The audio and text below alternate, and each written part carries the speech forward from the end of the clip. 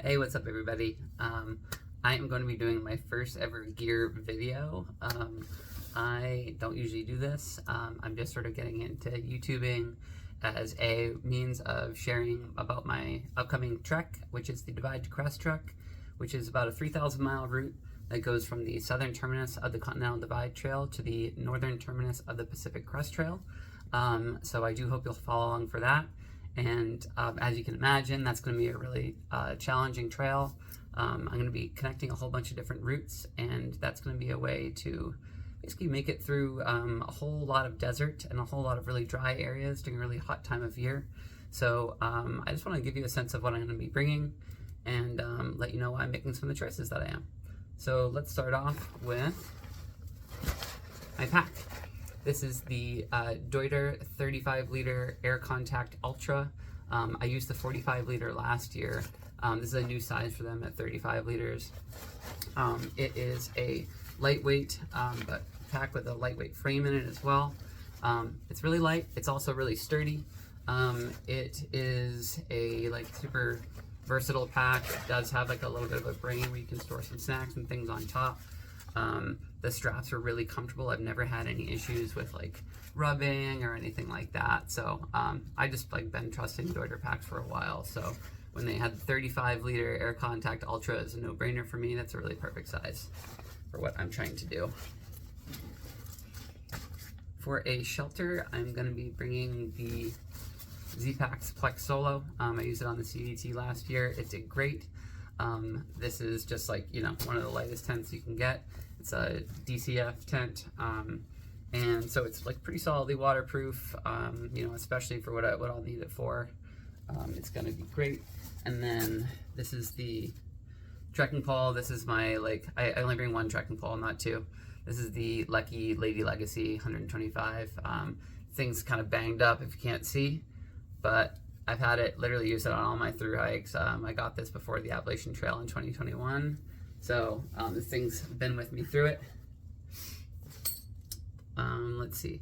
And then for a sleep system, I am going to be using the Gossamer Gear 1/8" thin light pad, which is usually all I use, but this year I found in a hiker box, I found 5 cells of a Nemo switch pack that I like to use as a little sit pad and also as a supplement to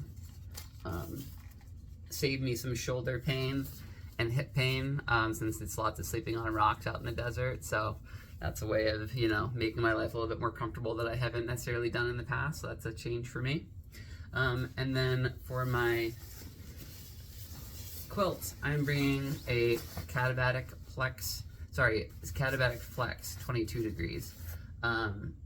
This is something I just got. I finally just got it a couple of days ago. I needed a new quilt, and I had always heard so much good stuff about them, so I'm excited to see this. This is a Goose Down 900 fell. So yeah, it should be really, really warm. It feels really soft. It's really light. Super excited to get out there and use this on trail.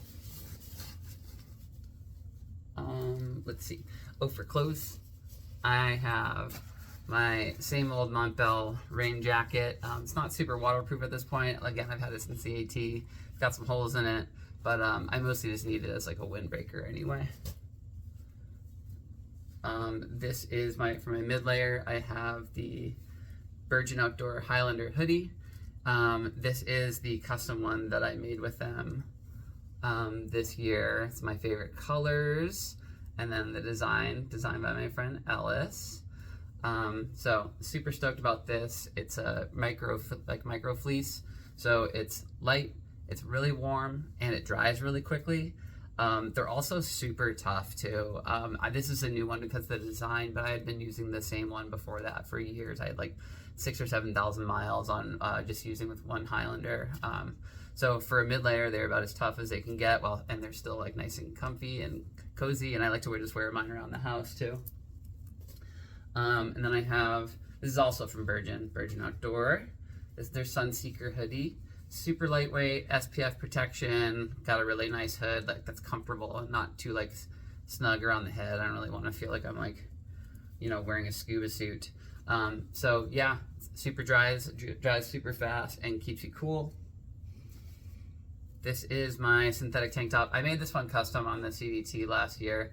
Dying Wish is a band that I like, and I wanted to rep them on trail, so hell yeah.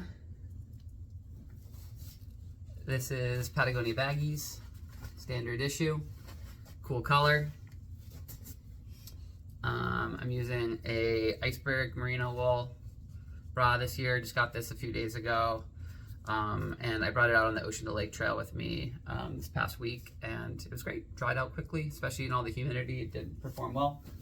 Then we have Smart Wool underwear and Smart Wool socks.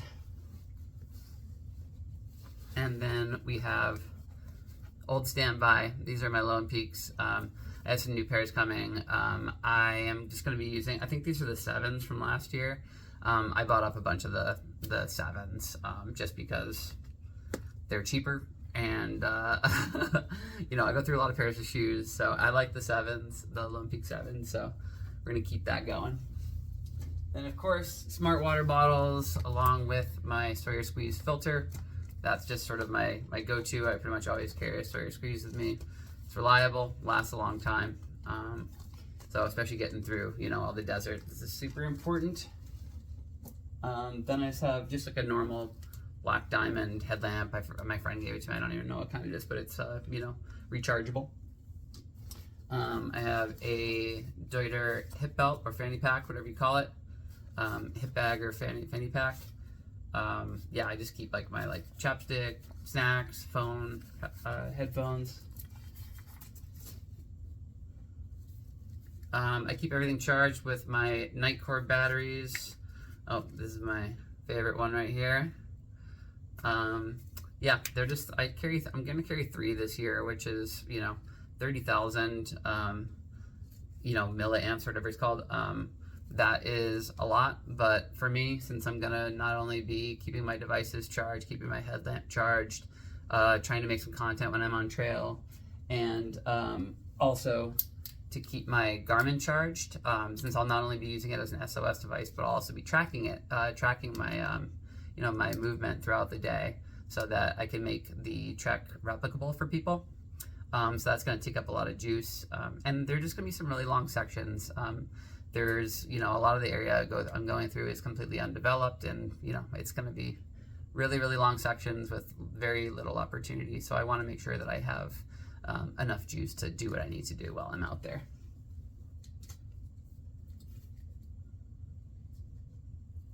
Oh, and then I'm a cold soaker, so I just carry a Talenti jar. My mom said I could use her spoon. I'm just gonna carry a spoon out. I'm not going too high tech with the spoon. Just one spoon from Lila's mom's kitchen. And then for some luxury items and stuff, I'm carrying friendship bracelet strings. Y'all probably remember these from summer camp.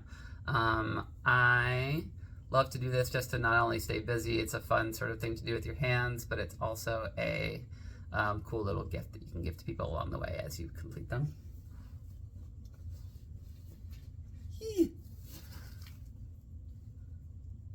Patchouli oil just smells really good, and it's a nice sort of calming thing to do, put on before bed. Then I also carry black nail polish. I keep my nails painted while I'm on trail. It's just a fun thing to do. It's a way to express myself, and it's a fun thing to offer other people as well. So I like to, if I run into you on trail, I will always be down to paint your nails if you're not a total jerk.